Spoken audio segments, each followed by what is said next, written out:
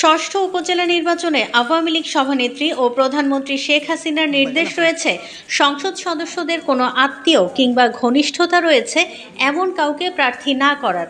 কিন্তু নরসিংদীর পলাশ ২ ও শিবপুর ৩ আসনে সংসদ সদস্যদের পরিবারের সদস্যদের প্রার্থিতা নিয়ে চলছে তুমুল আলোচনা সমালোচনার ঝড়। এমপির বয়স দেখা এমপির লোক আমরা এটা তো এমপি আর মন্ত্রী কি আমরা সবাই তো সুস্থভাবেই চাই। আমরা ভোটাভুটি করতে চাই কিন্তু এটা সুস্থভাবে করতে চাই, ওই মারামারি ঝগড়াঝড়ি এসব চাই না। আমরা সুস্থভাবে চাই, ভালো একটা সুন্দরভাবে আমরা চলতে চাই, যেন কোনো দুর্নীতিভাবে যেন ভোটাভুটি না হয়, এটাই আমরা আশা করি। আমরা নিরপেক্ষ সুস্থ নির্বাচন চাই, সুস্থ ভোট, যাকে খুশি তাকে আমরা দিব। এমপি কেডা এবং মন্ত্রী কেডা আমরা তা জানি না। আমার কথা হচ্ছে আমরা সুস্থ নির্বাচন চাই, পলাশ থানার ভিতরে যেন সুস্থ একটা নিরপেক্ষ নির্বাচন হয়। আমরা সুস্থ একটা নির্বাচন চাই, এমপি কারা মন্ত্রী কারা এটা দেওয়া ব্যবহার। আমরা শান্তিমতো একটা নির্বাচন চাই, নিজে ভোট যে নিজে দিতে পারি, কারা এমপি কারা মন্ত্রী এটা দেওয়া ব্যবহার।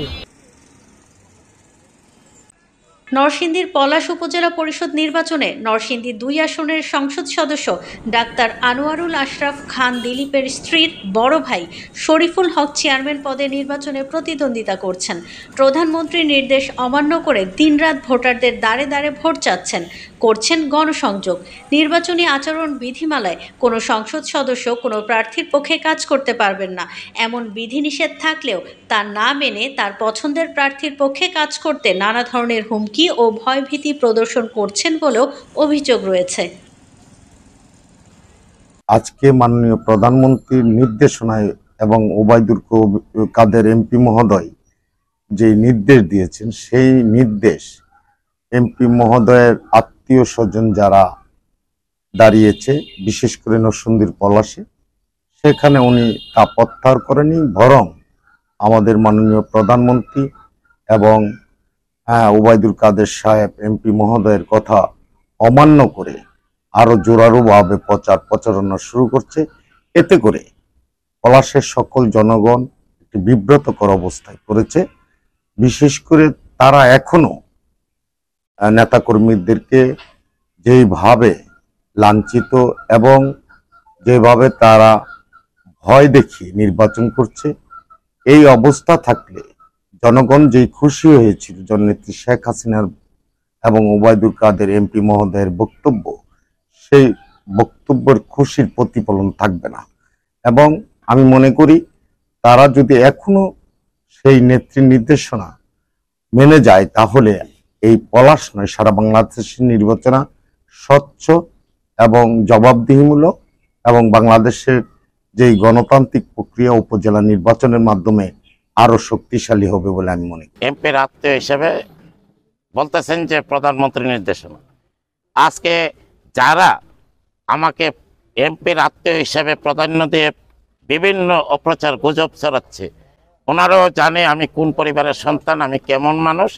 এবং আমি মনে করি যখন আজকে আমি যেভাবে আত্মীয় হয়েছি, উনি যখন আমার বোনকে বিয়ে করে তখন ছিলেন উনি একজন সরকারি ডাক্তার, বরঞ্চ আমাদের পরিবারের সহযোগিতা নিয়ে এবং দাঙ্গার এই আমার চাচার যে অনুসারী আছে তাদেরকে একত্রিত করে আমরা যেহেতু পলাশে অনেক বছর এমপি পাচ্ছিলাম না, ওনাকে যোগ্য প্রার্থী মনে করে শেখ হাসিনা ওনাকে মনোনয়ন দেয়, উনি এমপি হয়েছেন।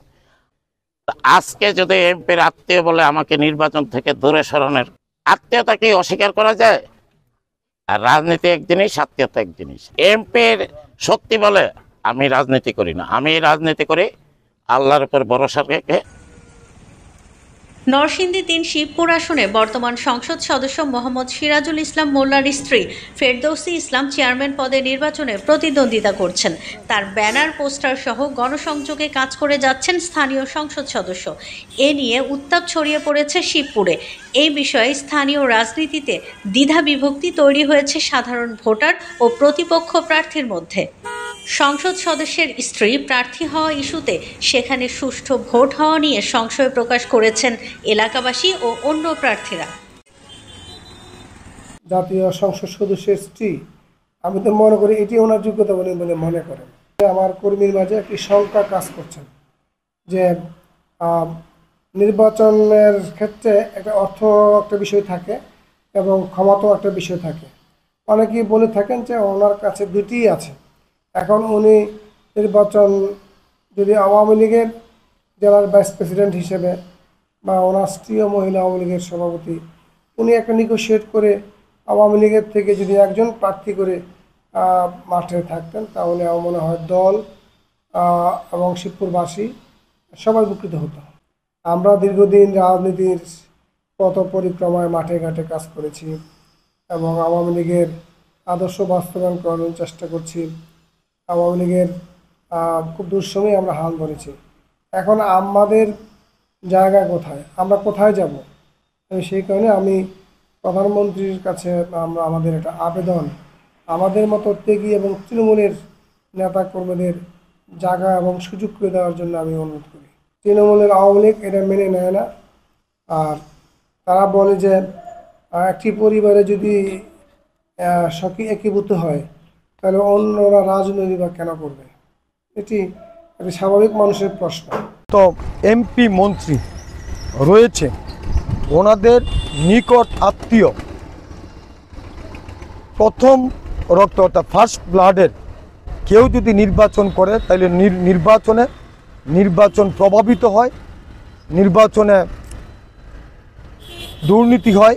আমি দেখেছি আমার যারা কর্মী তারা সব খবর রাখে, তারা প্রস্তুত রয়েছে যে কোনো দুর্যোগে, যে কোনো খারাপ পরিস্থিতিতে তারা মোকাবেলা করার জন্য প্রস্তুত রয়েছে। তবে কিছু কিছু বিপদগামী লোক যারা সবসময় বিশৃঙ্খলার চিন্তা করে, দু একটা বিশৃঙ্খল ঘটনা ঘটতে পারে। সাধারণ ভোটারদের চাওয়া একটি সুষ্ঠু, গ্রহণযোগ্য এবং প্রভাবমুক্ত নির্বাচন, যেন তারা নির্বিঘ্নে কোনো প্রভাব ছাড়া নিজেদের ভোট দিতে পারেন। নরসিংদী থেকে হৃদয় এস সরকারের তথ্য ও ভিডিও নিয়ে রিপোর্ট RisenBD.com।